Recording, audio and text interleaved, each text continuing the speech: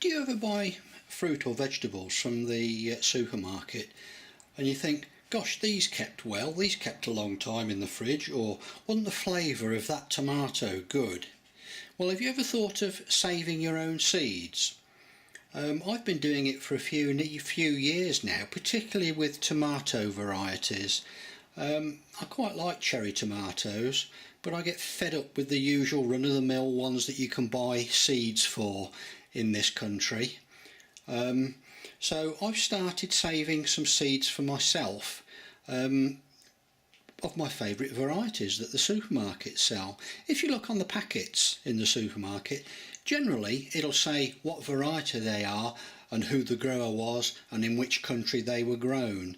Now, I've done self-save seeds for tomatoes, cauliflowers, parsnips. That was a total failure. And what else? Chilies particularly. So I thought I'd just show you very quickly how I save seeds of tomatoes. So that's a supermarket sold tomato.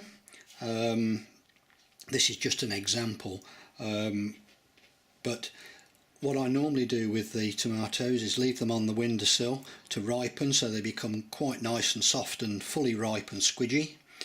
Then all you do is just cut them in half, and there inside are all the seeds. So what next? Okay, if we just squeeze out those tomatoes, now you'll see that, there we are, they come out with all that jelly there. Let me pop those out of the way. And then we've got to do something with them so that we can actually get the seeds out of all that jelly. So just spread them out on a piece of kitchen roll. Now you can see the amount of moisture that's going into the kitchen roll, and what we need to do is to be able to dry them out so they don't go rotten. There we are. Spread them out on the paper. Right.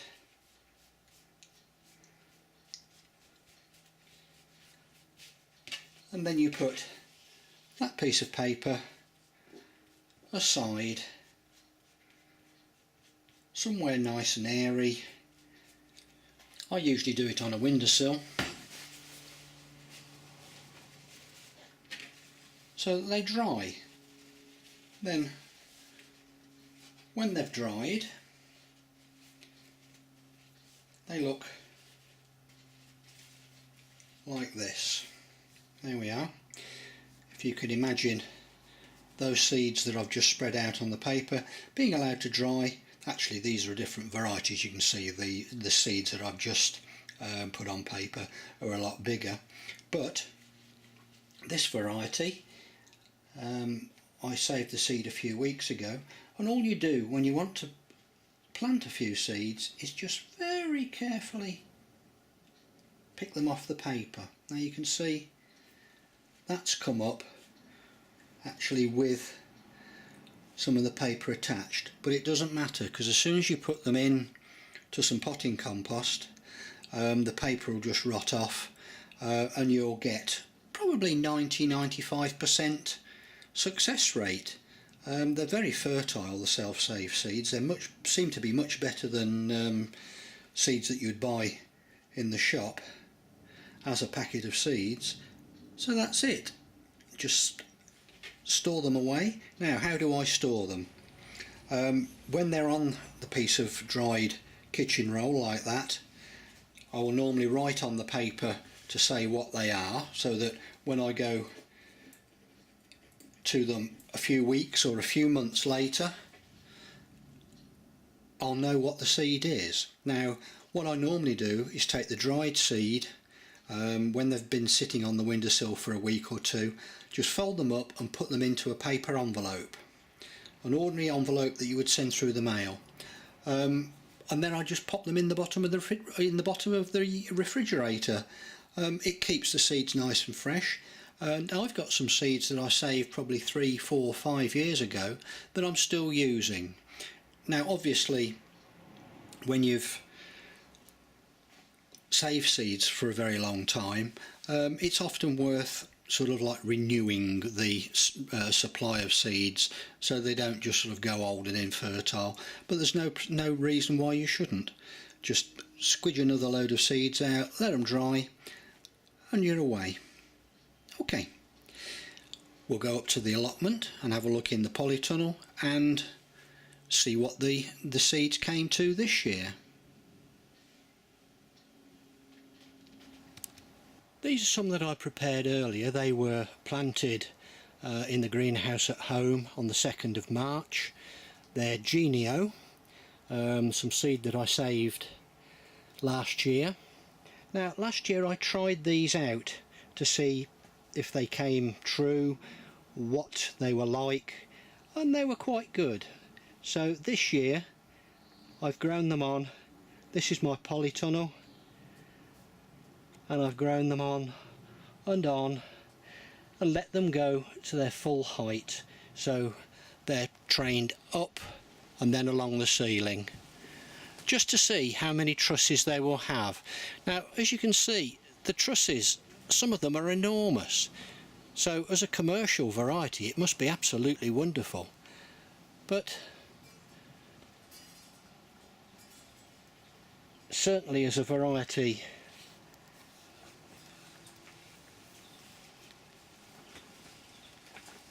for self-save seed, they're pretty good. Now this is another variety that I'm trying this year.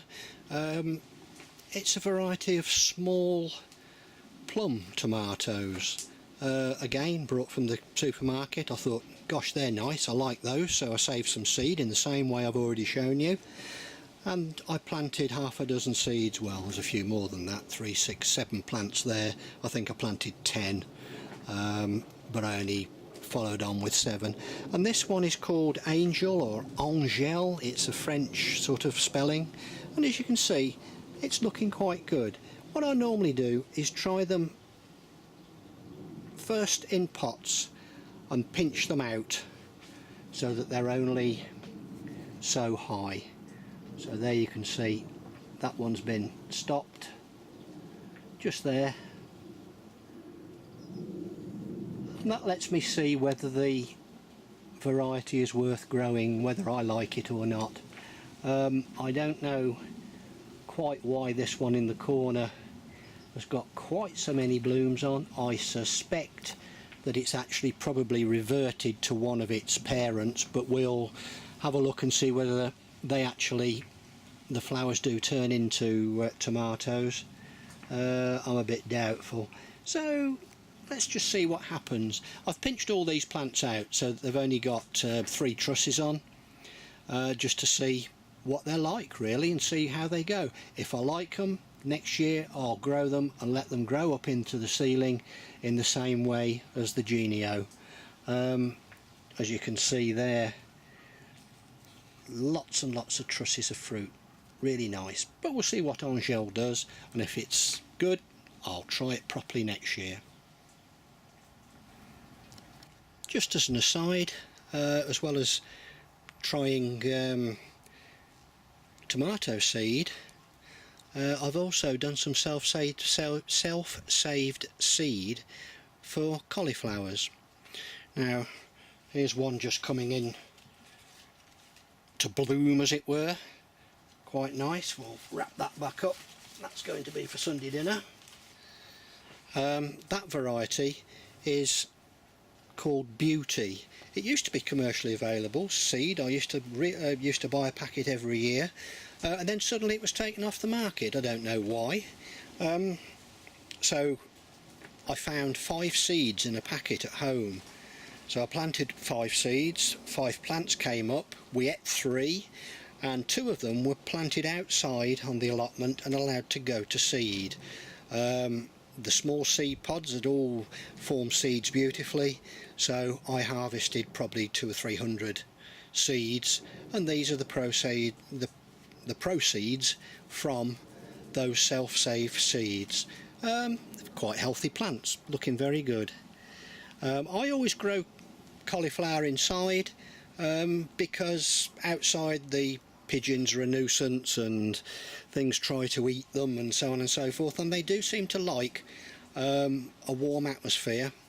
And of course in here they have fairly well controlled feeding and watering. Cauliflowers are very hungry plants, very greedy plants. They enjoy a lot of feed, so they actually produce some good cauliflowers in the polytunnel.